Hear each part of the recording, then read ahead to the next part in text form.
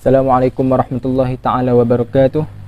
Hari ini kami akan bincangkan tentang seorang sahabat Nabi Muhammad sallallahu alaihi wasallam, iaitu Abu Sufyan bin Harb. Macam kita ketahui juga, Abu Sufyan bin Harb ni pada mulanya dia seorang yang benci terhadap agama Islam. Dia benci terhadap kaum Muhammad Rasulullah sallallahu alaihi wasallam. Lepas itu dia memeluk agama Islam. Okey, pengenalan bagi Abu Sufyan bin Harb ni, ismuhu Saqrun bin Harb bin Umayyah bin Abdi Syams bin Abdul Manaf. Laqabuhu, dan dia dikenali sebagai Abu Sufyan. Abu Sufyan ni kita juga ketahui dia mempunyai ramai isteri. Antara isterinya iaitu Hindun binti Utbah. Dalam ramai-ramai isteri, antara isterinya iaitu Hindun binti Utbah. Wulida, dan dia dilahirkan sanah waladatihi laysat wadihah, dan pada tarikh kelahirannya adalah tidak jelas.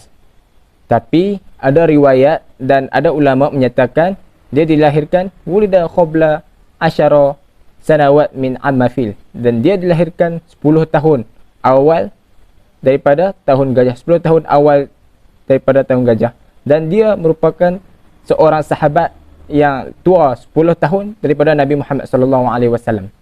Okey. Pada ketika itu Nabi Muhammad sallallahu alaihi wasallam melantiknya bimansibin wali Najran. Melantiknya iaitu melantik menjadi gubernur Najran. Dia juga merupakan antara sahabat yang lambat memeluk agama Islam. Pada ketika itu dia juga hadir, iaitu datang fi ghuzwah Badar, hadir pada perang Badar, wa ghuzwatul Ahad, hadir pada perang Ahad, wa ghuzwul Khandaq, hadir pada perang Khandaq, ziddul muslim, untuk menentang orang muslimin, untuk menentang kaum Muhammad sallallahu alaihi wasallam. Bismillahirrahmanirrahim. Kita berpindah ke asy-syiasiyah wal ijtimaiyah. Okey, kat sini dia menerangkan tentang riwayat hidup Abu Sufyan. Okey. Yang pertama, ala warmi min syahrati Abu Sufyan fi tarikh fil bidayatil Islam. Kat sini dia menerangkan bahawa yang Abu Sufyan ini ialah salah seorang yang terkenal dalam sejarah tamadun awal Islam. Summa lukibahu Ibnu Habib bi ahadi wilah Quraisy kana min a'da'u qabilah min Quraisy Wafi'i. Ibnu Habib ni dia menggelarkan si Abu Sufyan ini gubernur Quraisy kerana Abu Sufyan ini ialah salah seorang daripada 4 ahli tertinggi suku Quraisy. Summa ma'a bidayati dakwah Rasulullah sallallahu alaihi wasallam kana Abu Sufyan min aqwa a'da'uhu. Semasa ni semasa Nabi sallallahu alaihi wasallam bermula untuk berdakwah, Abu Sufyan ini ialah salah seorang antara musuh terkuat Nabi sallallahu alaihi wasallam. Summa kama rawa Abu Sufyan min hadis Rasulullah. Beliau juga telah meriwayatkan beberapa hadis daripada Rasulullah sallallahu alaihi wasallam. Inda da'amil ma'a Rasulullah sallallahu alaihi wasallam wa indahum arba'ah. Kat sini ada 4 situasi di mana Abu Sufyan ini bertemu dengan Rasulullah sallallahu alaihi wasallam, iaitu semasa perang Badar, semasa pembakaran pokok kurma di Madinah, semasa perang Uhud, dan semasa perang Khandaq. Semua akhiran Aslam Abu Sufyan, di saat Abu Sufyan ini telah memasuki Islam. Akhirnya setelah berakhirnya permusuhan dan beragam pertempuran, saat penaklukan kota Mekah dengan bantuan Abbas bin Abdul Muttalib, Abu Sufyan ini bertemu dengan Rasulullah sallallahu alaihi wasallam dan memasuki Islam. Beliau juga menyatakan bahawa rumah beliau itu boleh dijadikan sebagai tempat berlindung bagi semua orang. Dan beliau juga telah menjadi salah seorang pemimpin dalam pertempuran Hunain. Jadi kita berpindah kepada Abu Sufyan ibn Harb sebelum memeluk Islam. wa syakhsun muhatun bi ashkhasin mu'adiyin lil Islam, merupakan orang yang dikelilingi oleh orang-orang yang memusuhi Islam. Jadi dikatakan pada zaman tu Abu Sufyan bin Harb ni dikatakan seperti ketua pemuda di kota Quraisy pada masa itu. Jadi beliau rapat dengan para pemimpin Quraisy seperti Abu Jahal, Abu Lahab dan juga Utbah ibn Rabi'ah yang merupakan musuh Islam pada waktu itu. Isya'atul qadhafu alladhi rahu Nabi Muhammad sahir wa mukhadi'un azim.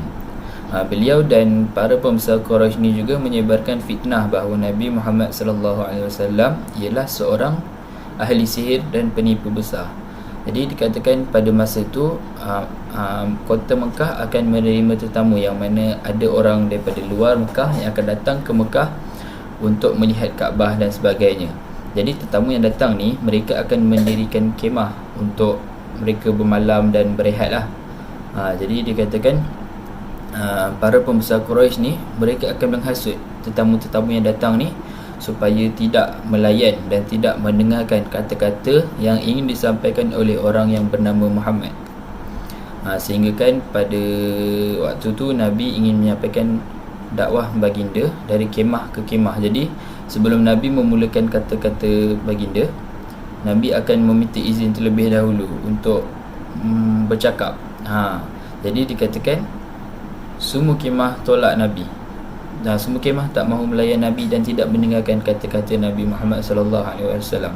Sehingga kan ada satu kemah saja yang dikatakan melayan Nabi, iaitu orang-orang yang datang daripada Madinah. Muntaqim jiddan minan Nabi lihazimati Quraisy fi ghazwah Badar. Sangat berdendam kepada Rasulullah sallallahu alaihi wasallam kerana kekalahan kaum Quraisy ketika perang Badar. Jadi seperti mana yang kita tahu, perang Badar merupakan perang pertama dalam Islam yang mana dimenangi oleh tentera Islam. Jadi ketika perang Badar ni, ada antara beberapa pemimpin Quraisy yang telah terbunuh di dalam perang tersebut, dan ada beberapa orang yang rapat dengan Abu Sufyan ibn Harb ni pun juga terbunuh. Antaranya ialah seperti Utbah ibn Rabi'ah yang merupakan bapa mertua kepada Abu Sufyan.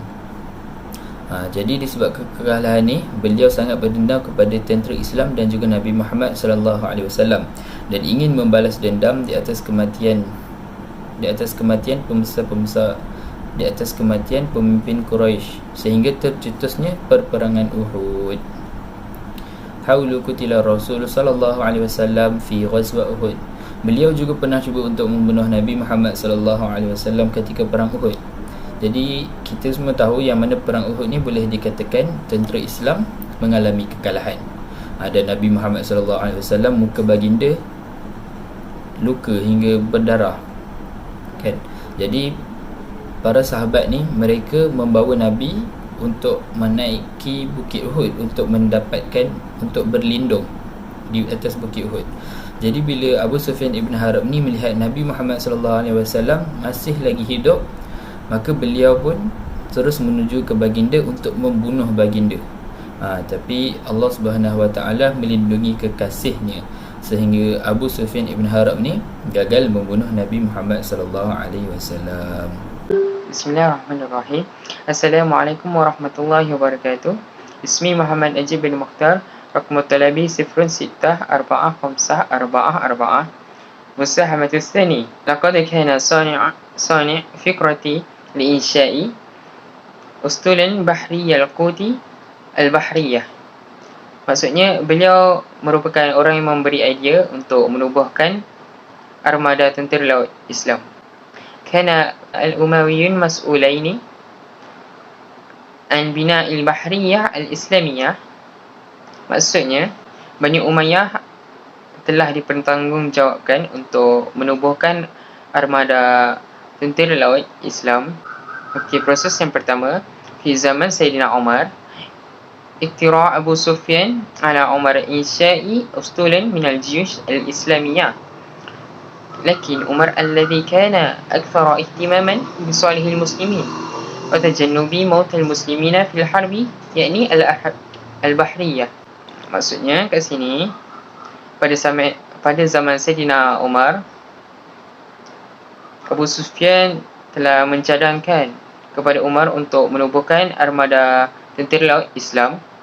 Namun Saidina Umar ketika itu sudah berumur. Oleh itu, beliau lebih mementingkan kesejahteraan umat Islam dengan mengelakkan dari kematian umat Islam dalam peperangan, yakni sebagai armada tentera laut. Proses yang kedua, di zaman Saidina Osman, وتم قبول اقتراحه. كان أول النجاح للأسطول البحري الإسلامي هو افتتاح جزيرة قبرص عام 654 مسيحي. تم افتتاحه في زمان سيدنا عثمان بعد البحرية الإسلامية بقيادة معاوية Abu Sufyan. Maksudnya ialah pada zaman Sayyidina Osman, cadangan Abu Sufyan untuk menubuhkan armada laut tentera Islam telah diterima. Kemudian kejayaan pertama armada laut tentera Islam adalah pembukaan kota Cyprus pada tahun 654 Masihi. Ianya dibuka pada zaman Sayyidina Osman selepas armada laut tentera Islam selepas dipimpin oleh Muawiyah bin Abu Sufyan. Akhir sekali Muawiyah bin Abu Sufyan telah dilantik menjadi khalifah selepas kewafatan Sayyidina Ali pada tahun 661 Masihi. الآن أريد أن أتحدث عن مساهمته أبو سفيان. كان أحد الجنود في الحرب، iaitu Abu Sufyan merupakan salah seorang tentera Islam di medan perang. Selepas pembukaan kota Mekah, Abu Sufyan bersama dengan sahabat-sahabat yang lain telah membantu Rasulullah untuk menyerang kota Taif yang melakukan syirik terhadap Allah. Pada ketika itu juga, kota Taif melakukan syirik terhadap Allah dan mereka ingkar terhadap perintah Rasulullah. Rasulullah dan Abu Sufyan bersama sahabat-sahabat yang lain telah mencuba sebanyak kali sehingga berbulan-bulan dan akhirnya mereka berjaya untuk menawan kota Taif.